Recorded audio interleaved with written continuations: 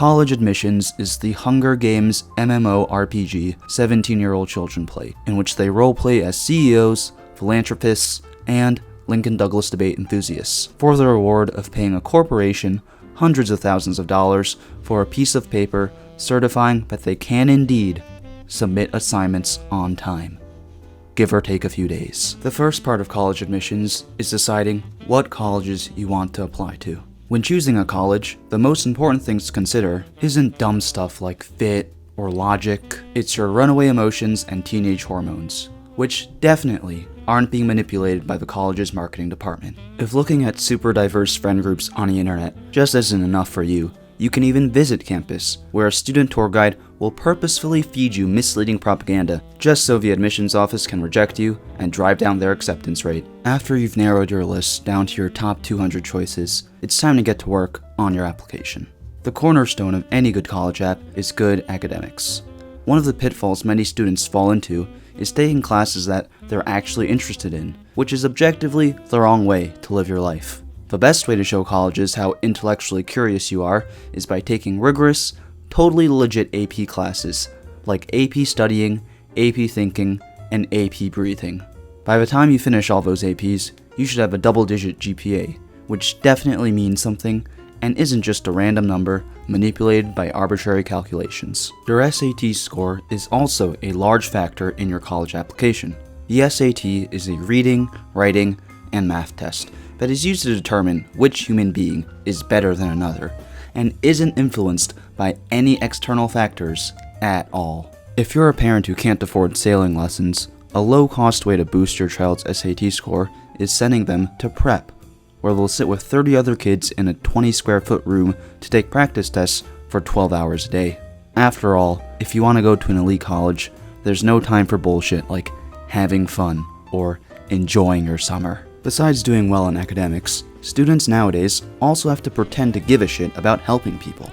Yep, high schoolers are definitely spending their weekends volunteering at the Marathon for Heart Disease and cramming an entire 40-year career in humanitarian aid into their free time just because they want to.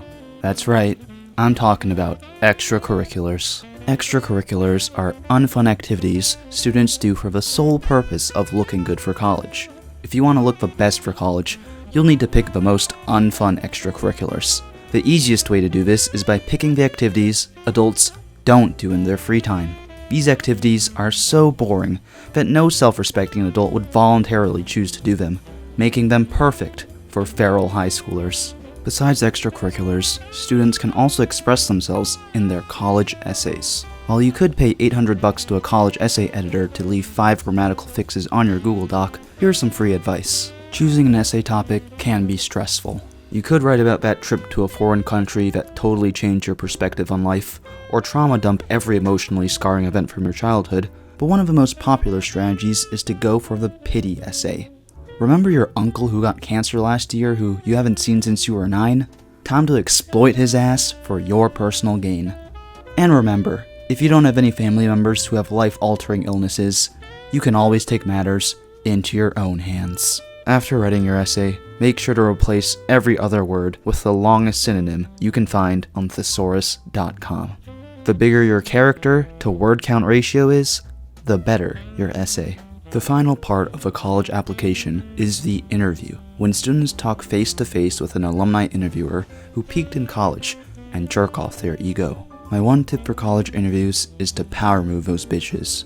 Wear a wacky shirt, talk shit about their school, and at the end, unleash the ultimate Asian power move and pay for their coffee.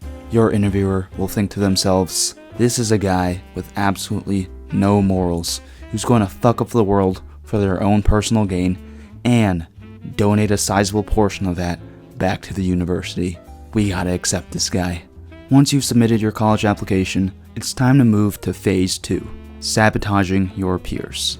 After all, college admissions is a zero-sum game, and the Ivies only have so many spots for psychos like you. Of course, throughout this entire process, you're not alone.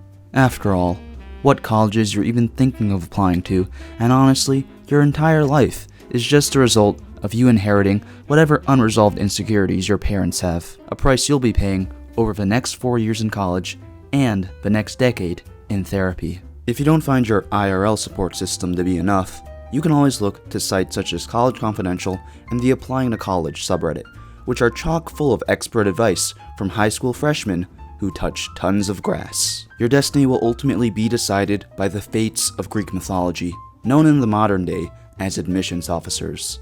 There's truly nothing more fair than putting the lives of millions of children across the country on trial and judging them in a single plank time with a bunch of Karens. Whoops. Looks like your application got read the day after your admissions officer got handed divorce papers. Sucks to fucking suck. In the end, you'll hopefully find yourself with a fat-ass acceptance envelope and only mild stress ulcers. All in all, college admissions is an extremely fair and well-thought-out process that definitely shouldn't be reformed in any way. After all, as long as everyone's making money off these kids and their parents, who cares?